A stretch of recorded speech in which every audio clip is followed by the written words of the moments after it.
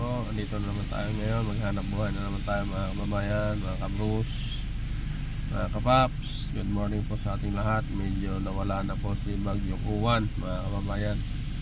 At dito sa NCR medyo ito na mga panahon ngayon mga kababayan. Ano na, tutigil na ang ulan mga kababayan.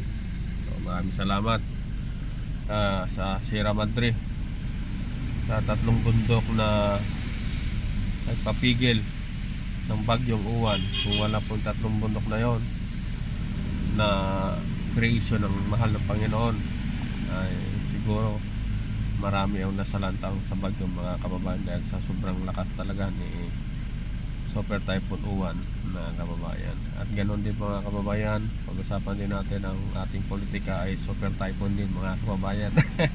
Diba? Super Typhoon ang ating politika mga kababayan.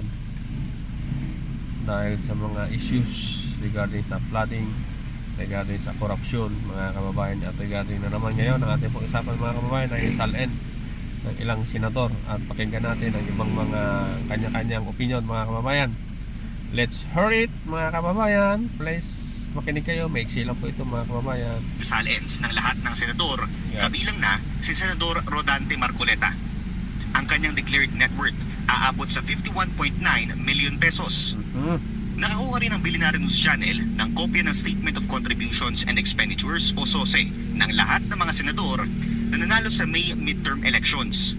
Ayon sa SOSE ni Marcoleta, hindi siya tumanggap ng kahit na anong contributions, cash man o in-kind sa kanyang naging kampanya. Yaman pala niya. Pero ang kanyang kabuuang gastos aabot sa 112 million pesos. Mas mataas ng more than 100% kisa sa declared net worth niya.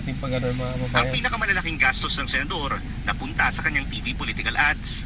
Ang buong 112 million pesos na gastos na ito, idineklara niya sa COMELEC na galing lahat sa sariling bulsa. Wow! Red flag ito para sa convener ng Election Watch Group na kontradaya na si Danilo Araw. I find it a bit unusual that even if in-kind contributions would be expected, Marcoleta doesn't have any. So he gives an impression that he funded his own campaign, not enough to fund such may pasayro tayo. 100 million. Maghanap buhay muna tayo mga kababayan. May pasayro tayo. Tuloy na natin ulit mga kababayan ang ating pinanood kanina. Sure. Remember that the expenses theoretically only cover a few days, a few months the campaign season.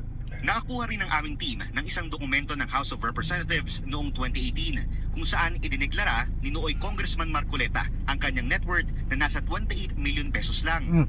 Ibig sabihin, halos dumoble ang kanyang declared net worth sa loob ng 7 taon.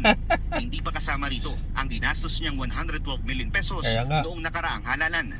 Sa kanyang 2025 salin, walang declared na mga negosyo o business interest si Marcoleta. Let this be a challenge to Marcoleta and to the public at large. It is hard to jump to conclusion as to whether or not there is corruption with a sudden increase in the net worth. Although it raises a lot of eyebrows, we should be demanding instead more information from the senator himself. He should come clean and to explain the circumstances behind the figures. Pa rin po natin ito mga kababayan, si Attorney Rockstar. Yan. Ni Marcoleta ipaliwanag ang discrepancy sa SALN at SOSE niya. Remember, sa SALN sabi niya 51 million lang daw ang net worth niya. Pero sa Statement of Contributions and Expenditures or yung SOSE, 112 million daw ang ginastos niya sa kampanya. Tapos zero daw ang contributions. Ibig sabihin, lahat yon sariling pera niya. Tama. Paano nangyari yon? Ang explanation niya ito, sobrang nakakatawa at sobrang incriminating. Mapapailing ka na lang. Panoorin natin. Ganito yan, napakasimple lang ng paliwanag dyan eh. Nakalimutan po nila na napakarami kong kaibigan. Mga kaibigan ko, nagbigay sa akin talaga. Alam mo, pakiusap lang nila, isa lang. Tanggapin mo ang tulong namin sa'yo. Okay. Marami sila. Isa lang ang kanilang pakiusap sa akin. Ano po yun? Eh sana huwag mo na kaming i-disclose ang identity. Papa, Pwede ba yun, Sen? Na hindi mo i-disclose?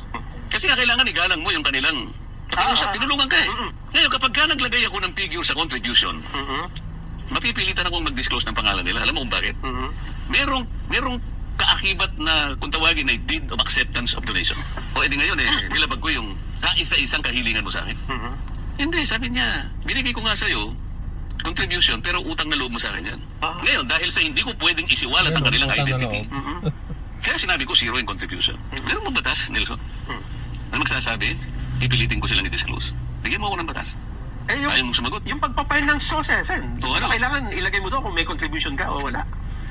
Pinapanatili nga nilang huwag mabunyag ang identity. Yun ang pinanindigan ko. Meron bang batas? Hindi ko alam, hindi ko alam, Sen, kung meron o wala. O yan, hindi maghanap sila.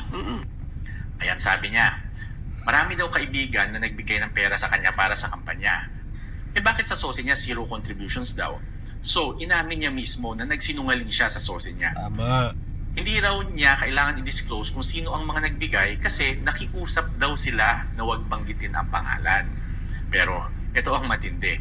Wala daw batas na nagre-require sa kanya na i-disclose ang mga detalye sa campaign contributions. Galing yan sa abogado ha. Kahit nga law student or kahit nga high school student, alam na bawal magsinungaling sa isang sworn statement. Isa-isayin natin ang mga batas. RA 7166, the Synchronized National and Local Elections and Electoral Reform Act.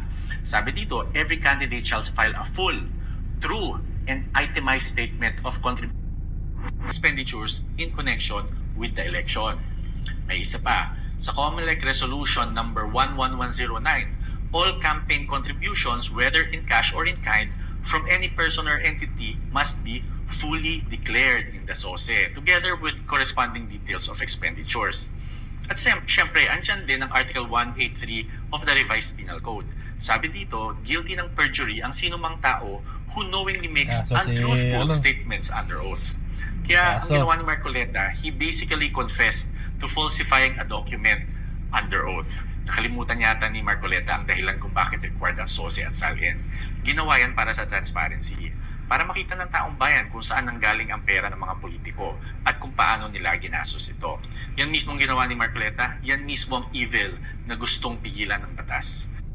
Nakita nyo na mga kababayan, mga kapaps, kung gaano kasinungaling ito si Marcoleta, kung paano nila tinitwist ang batas natin mga kababayan, at ginagawa nilang bobo ang mga Pilipino na sila lang ang magaling, kaya gusto nilang alisin si PBBM kasi hindi nila magawa ang kanilang ginagawa. Isipin mo, nang siya ay naging congressman, 28 million.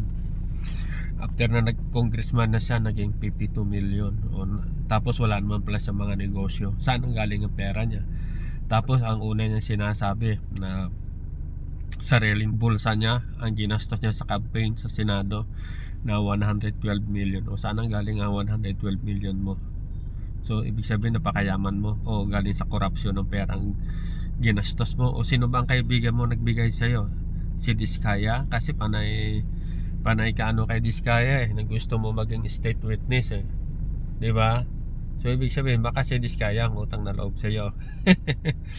Grabe ka naman na Marcoleta, ginagawa niyong bobo, ginagawa niyong tanga ang mga taong bayan. Sabi nga ng mga justices mababang uri ka lang daw sa kanila.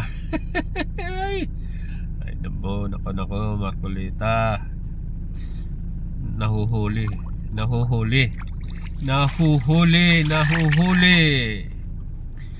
ang isda sa bunganga. O siya, sige mga kababayan, yun lang ang ating isi-share regarding kay Marcoleta, regarding sa susi niya, regarding sa SALN niya mga kababayan. O siya, sige, God bless us all, bye bye.